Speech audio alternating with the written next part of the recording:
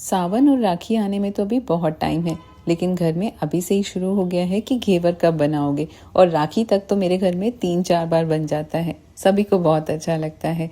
आज मैं बनाने वाली हूँ रबड़ी घेवर, क्योंकि मुझे पर्सनली ऐसे पसंद है। आप चाहें तो वैसे प्लेन घेवर भी बना सकते हैं। तो सबसे पहले हम रबड़ी बनाना तैयार करेंगे। इसके लिए गैस पर एक पैन रखेंगे, इसमें 1 चम्मच पानी डालेंगे और इसमें 1 लीटर फुल क्रीम दूध डाल रही हूँ। ये थोड़ा सा टाइम टेकिंग है, तो इसको सबसे पहले रख देंगे और एक साइड इसे बस उबलने रख देंगे। बीच बीच में इसे चलाते रहिएगा। और अगर पैन थोड़ा छोटा है तो थोड़ा सा दूध मैं बचा लूंगी, बाद में जब ये दूध थोड़ा उबल कर कम हो जाएगा तो बाद में और डाल देंगे। और अब चाशनी बनाने के लिए रखेंगे, तो यहाँ पर मैंने एक सॉस पैन ले लिया है। इसमें 1 कप चीनी डालेंगे। आप चाहें तो देसी खांड का भी यूज कर सकते हैं। और इसमें 1 कप ही पानी डाल देंगे और साथ ही इसमें डालेंगे थोड़े से केसर के धागे और आधी छोटी चम्मच इलायची का पाउडर डाल देंगे। इसे मिक्स करेंगे और इसे उबलने के लिए रख देंगे। और आपको इसे कब तक उबालना है, जब तक इसमें एक तार ना बनने लग जाए। 4 से 5 मिनट लगेंगे। ये देखिए, मैंने इसे मीडियम फ्लेम पर उबाल लिया है। और अगर मैं चेक करती हूँ इस तरीके से, ये देखिए अभी इसमें तार नहीं बन रही है। 1-2 मिनट और उबाल लेंगे। ये देखिए, अब अगर मैं चेक करती हूँ तो इसमें एक तार बनने लग गई है, तो बस ये तैयार है। गैस का फ्लेम ऑफ कर देंगे और इसे एक साइड में रख देंगे ढक करके। जो रबड़ी हमने उबलने रखी थी वो भी हम बीच बीच में चलाते रहेंगे इस तरीके से। अब घेवर बनाने की तैयारी कर लेते हैं। तो यहाँ पर मैंने देसी घी लिया है और यहाँ पर हम इसे पहले गरम कर लेंगे, नहीं इसको हल्का सा मेल्ट कर लेंगे। यहाँ पर हम 3 टेबलस्पून देसी घी ले रहे हैं। इसकी जगह पर आप ऑयल बिल्कुल मत लीजिएगा, घी का ही यूज करिएगा इस रेसिपी में। और इसमें डालेंगे थोड़ी सी आइस क्यूब्स आप 5 से 6 जितने भी डालना चाहें। और अब इसे बिल्कुल साफ हाथों से अच्छे से इस तरीके से इसे मिक्स करना है।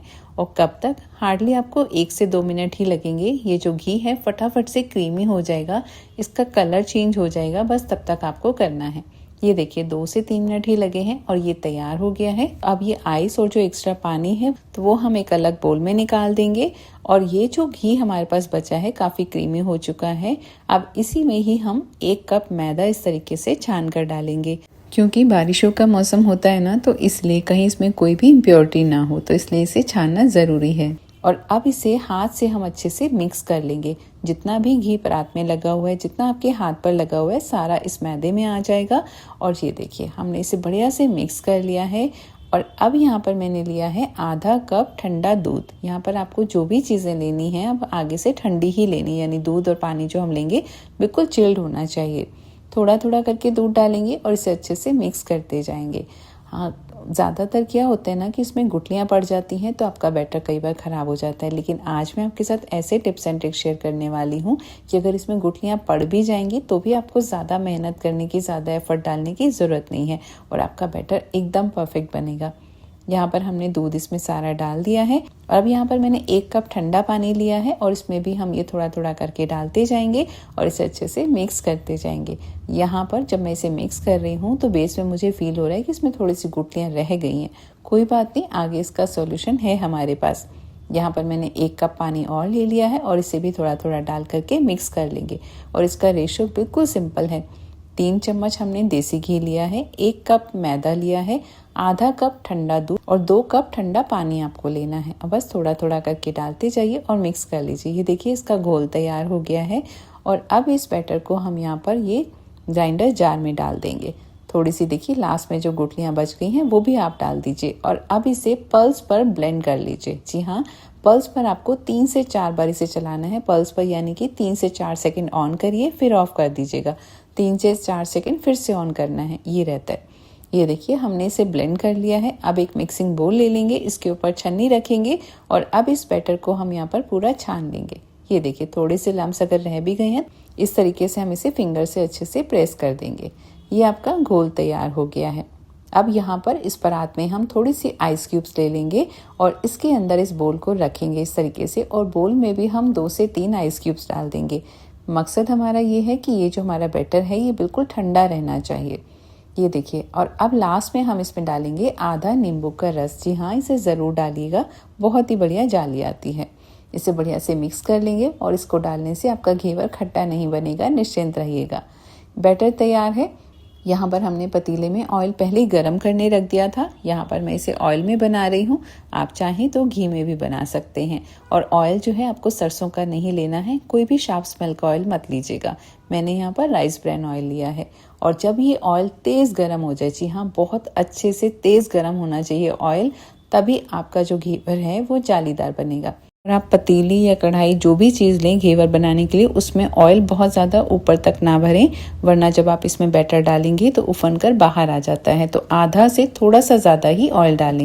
अब इसमें एक एक चम्मच इस तरीके से हम बैटर डालते जाएंगे। ये देखिए, मैंने हालांकि कड़छी ली है, लेकिन मैं बैटर इसमें थोड़ा सा ही डाल रही हूँ। आपको ध्यान रखना है, एक बारी में बिल्कुल थोड़ा सा बैटर डालना है, बस 1 से 2 चम्मच ही। और जैसे ही आप बैटर डालेंगे, इसमें तुरंत ही एक उफान सा आएगा, यानी कि जो ऑयल है वो ऊपर आएगा। और जब ये शांत हो जाए ऑयल, तब आपको दूसरा चम्मच ये बैटर डालना है। तो बस इस तरीके से आपको बार बार करना है और तकरीबन 20 से 25 बार डालना है। मेरे पास ये जो पतीली है ये तकरीबन 8 इंची की है, और जो मैंने 1 कप मैदे से बैटर बनाया है, तो इतने बैटर से आपके 2 घेवर बन करके तैयार होंगे। अगर आप छोटे साइज के बनाएंगे तो घेवर ज़्यादा बनेंगे, और अगर बड़ी कढ़ाई में बनाएंगे तो एक ही घेवर बनेगा। तो डिपेंड करता है कि आप साइज कितना बड़ा बना रहे हैं। इसमें जो है हमने यहाँ पर इस तरीके से डाल दिया है। और अब बारी आती है इसे निकालने की। सबसे ज़्यादा ट्रिकी पार्ट होता है इसे निकालना। जी हाँ, आपको इसे निकालने में जल्दबाजी बिल्कुल नहीं करनी है। पहले इसे किनारे से चाकू से इस तरीके से थोड़ा छुड़ा लीजिए, फिर इसे नीचे कर दीजिए थोड़ा सा, ताकि ऊपर से भी अच्छे से सिक जाएगा। और अब जो है इस तरीके से इसे बाहर निकालेंगे। निकालते टाइम आप बहुत सावधानी रखिएगा। अगर आप कच्चा घेवर निकालने की कोशिश करेंगे तो वो टूट जाएगा। अगर आप इसे किसी भी नुकीली चीज़ से करेंगे तो भी ये टूट सकता है। तो आपको ध्यान रखना है, इसे बहुत ही पेशेंटली आपको इसे बाहर निकाल लेना है। थोड़ा सा टिल्ट करेंगे एक साइड से तो ये दूसरी साइड से ऊपर उठ जाएगा, तो आसानी से निकल जाता है।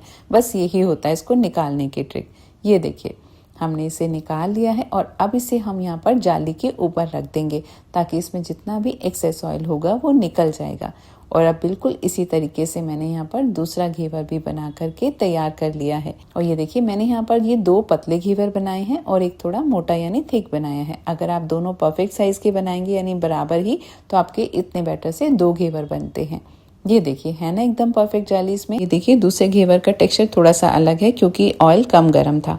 जब आप कम गर्म ऑयल में बैटर डालते हैं तो टेक्सचर भी बदल जाएगा, और साथ ही जो बैटर है वो नीचे बेस में जाके चिपक जाता है। तो आपको हर टाइम ध्यान रखना है कि जब आप घेवर बनाएं तो ऑयल खूब गर्म होना चाहिए और बैटर ठंडा रहना चाहिए। और अब यहाँ पर हमारी ये देखिए चाशनी भी जो है पूरी ठंडी हो चुकी है। अब आपको घेवर कैसा चाहिए? अगर आपको घेवर क्रिस्पी चाहिए तो आप इसके ऊपर ठंडी यानी नॉर्मल रूम टेम्परेचर की चाशनी डालिएगा, तो घेवर आपका क्रिस्पी रहेगा।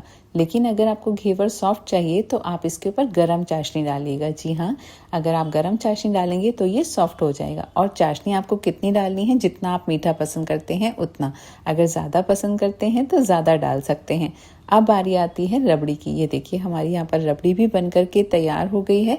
और अब इसके ऊपर इस तरीके से रबड़ी डालेंगे और इसे फैला लेंगे, इवनली फैला लेंगे। ये देखिए, और मैंने यहाँ पर रबड़ी में मीठा नहीं डाला है, कि हमने ऑलरेडी इसके ऊपर चाशनी डाली थी इसलिए। लेकिन अगर आप चाहें तो रबड़ी में भी मीठा डाल सकते हैं। और अब इसे गार्निश कर देंगे थोड़े से कटे हुए बादाम और पिस्ता के साथ, और साथ ही थोड़ी सी रोज पेटल्स डाली है। तो ये देखिए, हमारा बहुत ही टेस्टी लाजवाब घेवर बनकर के तैयार है। और आप जो है नॉर्मल घेवर को स्टोर करके भी रख सकते हैं पूरे 1 महीने तक, अगर आप उसे बिना चाशनी के रखते हैं तो। अगर आप इसके ऊपर सिर्फ चाशनी डालते हैं तो आप इसे 15 दिन तक फ्रिज में स्टोर करके रख सकते हैं। लेकिन अगर आप इसके ऊपर रबड़ी इस तरीके से डाल देते हैं तो आप इसे मैक्स 5 से 6 दिन तक फ्रिज में स्टोर कर सकते हैं।